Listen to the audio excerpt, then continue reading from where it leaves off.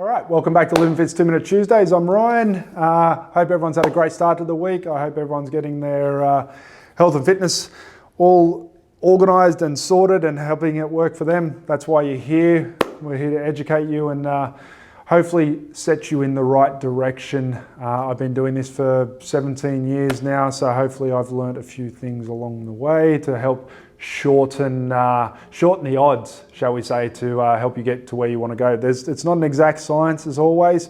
People say you can't argue with science, but scientists argue every day. So with that being said, let's get into this week's question. This week's question is a good one. It's about goal setting. So let's put 2 minutes on the clock and see what we can do. When it comes to health, fitness, body composition goals, people, just like nearly with everything else, have this ultimate large goal that they want to get to, this set point that they feel will make them happy. Where it fails most people is that's what they stop at. They just focus on that end point. So let me analogize this so you can actually see where I'm coming from. Say I've got someone who comes in who can only squat 20 kilos, but they want to get to a 200 kilo squat. Every day they come in, they're failing themselves. They're only focusing on getting to 200 kilos, 200 kilos, 200 kilos. That's where I want to be. So every day they come in and they're not lifting 200 kilos, they're failing. Now, the old saying, success breeds success. So the whole point is to reverse engineer a goal. So have your endpoint. Now, your endpoint still needs to be realistic, all right? Remember, there's an acronym for goal setting, and the acronym is SMART. So it needs to be specific.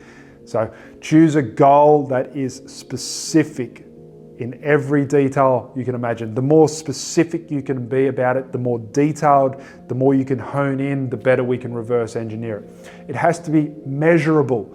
There's no just point saying, look, I want to look a certain way. All right? It has to be measurable, whether it be fit into a dress size, get down to a 32-inch waistline, weigh 80 kilos, squat 200 kilos. All right? It has to be measurable. All right, the third, attainable or achievable. Make it, which sort of bleeds into the fourth, the R, be realistic with this attainable goal. You don't want to choose a goal it's all good to have long-term goals, but when it comes to body compositional changes, long-term goals don't really pan out well unless it takes a very driven kind of person to nail down on a long-term goal when it comes to health and fitness, in my experience, of course. Now, and of course, the last one is time. What's the time frame you have to work in? Now, this is where most people fall off the wagon. I think your goal should be reverse engineered. So start with, how much time do I have to work with? Is it 12 weeks? Is it 3? Is it like a year? All right? Is it a season? Is it for grand finals or playoffs or something like that? Is it for 6 months down the track for a high school reunion and then such? And then titrate back, say, small attainable goals that will lead up to that ultimate goal. So if I've got a 12-week body compositional goal to lose 12 kilos, so a kilo a week, very obtainable, all right? If I focus purely on, say, I weigh 100 kilos now and I want to weigh 88 kilos, every day I step on the scale and I'm weighing 80 and I'm not weighing 88 kilos, I'm failing. All right, remember, success breeds success. So we would simply titrate that back to a kilo a week. Now, the goal becomes not how to lose 12 kilos, the goal becomes how to lose the kilo for that specific week. It's a short time frame, it's something that's measurable, something you can stick to, something that's of course obtainable at the end of the day. If we look at calories, it doesn't exactly work this way, it's not an exact science, but a kilo of weight loss is about 3,700 calories. So how many calories off per day do I need for a weight loss without increasing energy expenditure? So if we divide, say, 3,000 calories by 7, all right, we're at what, 450 calories? All right, that's something that's measurable. All right, it's also obtainable.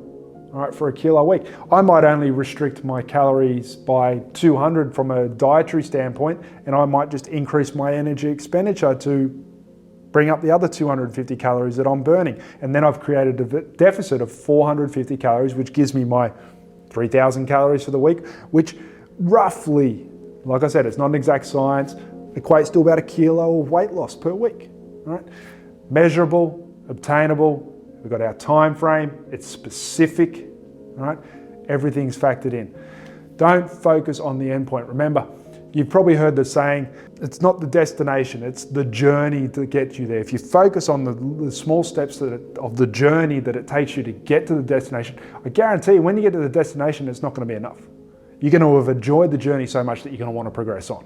All right? Focus on the journey, focus on short-term goals, small goals. So like I said, reverse engineer your big goal into small, obtainable, small goals that are of a small, obtainable timeline that work for you, your lifestyle, your training, your family, your work, etc. But the goal has to be specific. It has to be measurable. It has to be obtainable. It has to be reasonable, and you have to factor in the time frame. Goal setting, done and dusted. I hope you got a lot out of this. If you did, please give it a thumbs up, and we'll see you next week for 2 Minute Tuesdays. Thank you.